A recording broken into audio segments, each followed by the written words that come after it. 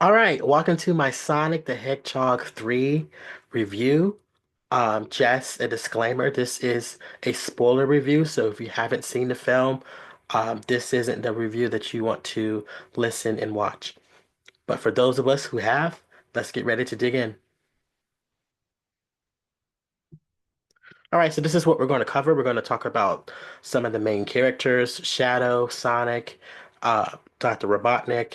We're going to touch on the story, and then I want to talk about some things with James Marsden and as far as his role in this movie. And then we're going to talk about future films, of course, because there are plans set in motion for this film. Of course, we're introduced to a beloved character from the games. I loved him from the games, Shadow. Um, he's been on Earth for 50 years, according to this film. He's really hurting, seeking revenge for um, his friend Maria Robotnik, who is Dr. Robotnik's, Grandpa Robotnik's granddaughter, which makes him cousins with the Robotnik that we know. But Shadow had a relationship with her, and he's hurt, and he's seeking revenge. He's really being manipulated by Dr. Robotnik, the grandfather. Um, I don't think he knows or realizes it to the end that he's being manipulated, and all is not as it seems with the Robotnik family. His power level is massive. It's way more than Sonic. Like Knuckles says, he's the better hedgehog, I would say. But we love Sonic regardless. But Shadow, he has this teleportation power that Sonic doesn't have, which makes him able to take out his opponents within seconds. And then, of course, he has the typical speed like Sonic. What I love about Shadow in particular, we see his humanity, even though, he's an alien hedgehog, but we see that compassion come out with him with this relationship that he has with Maria, um, who, of course, guys, if you haven't seen the film, she does die, and this just drives his rage and fuels his rage. And so it makes him a very formidable, opponent for Sonic. So of course Sonic is back. The movie is all about him. It's he's his normal goofy self. For me, he's a little bit too goofy for my liking. Um he's almost like Deadpool, that annoying personality that Deadpool has. Ryan Reynolds Deadpool in particular. It's just annoying. But people like it, to each his own. He doesn't know how to fully work with his team. You have Tails and Knuckles, who were introduced in previous films, and this is the classic team from the games. But um, that's really his lesson he has to learn within the film. So when Shadow comes on the scene, he sort of serves as a mirror to everything that Sonic is not, but also everything he shouldn't want to be, everything he shouldn't pursue. Being fueled by rage, not knowing how to process grief, not working well with others. He's everything that Sonic shouldn't want uh, to portray or be like or replicate.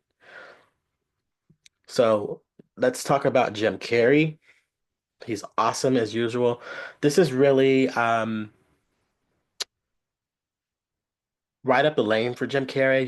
He's been the Grinch, he's been the Mask, and yeah, of course he took a long break before signing on for this franchise, but this is Jim Carrey at its best. He's great as Robotnik as usual.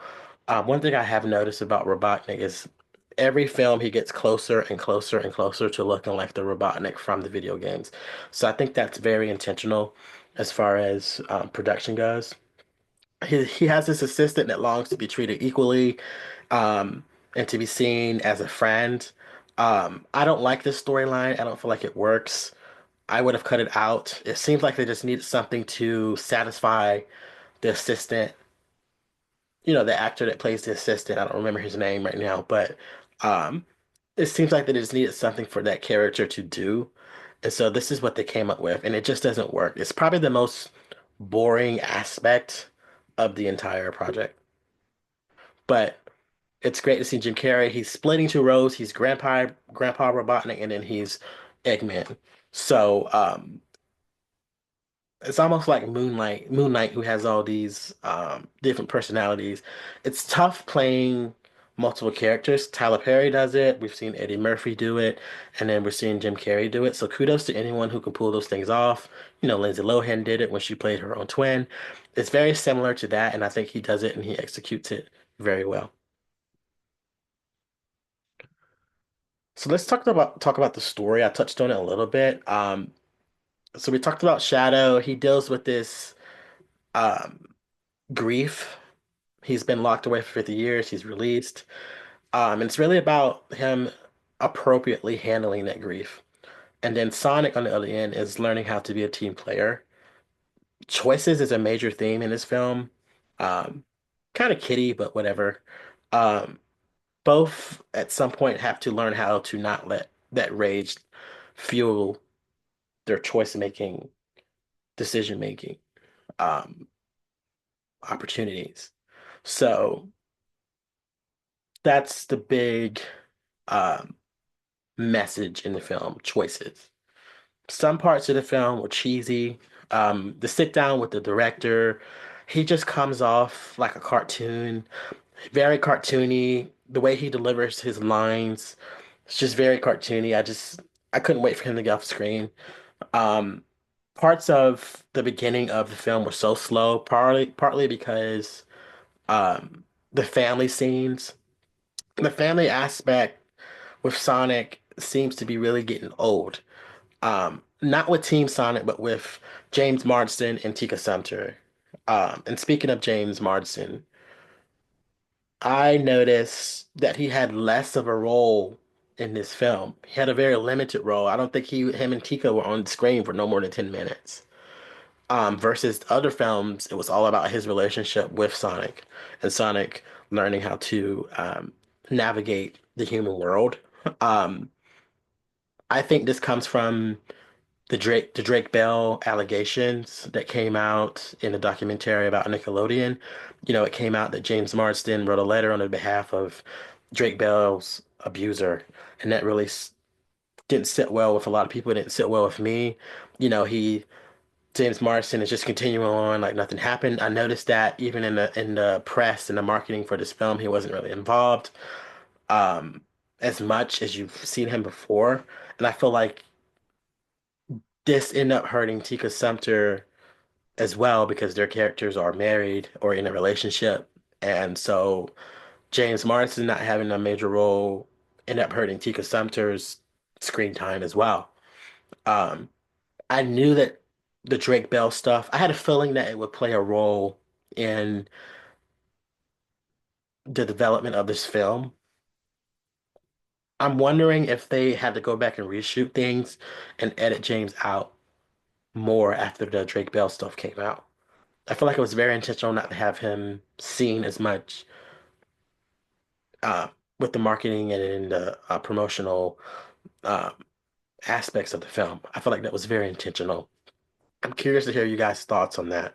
I do think the Drake Bell stuff, they did not want that to overshadow this film, and I think they successfully did that and not having him be as present as he normally is in his films. I mean, they really could have took him out because he just there is a scene in there where, you know, he gets hurt and that fuels Sonic's rage. I can see that.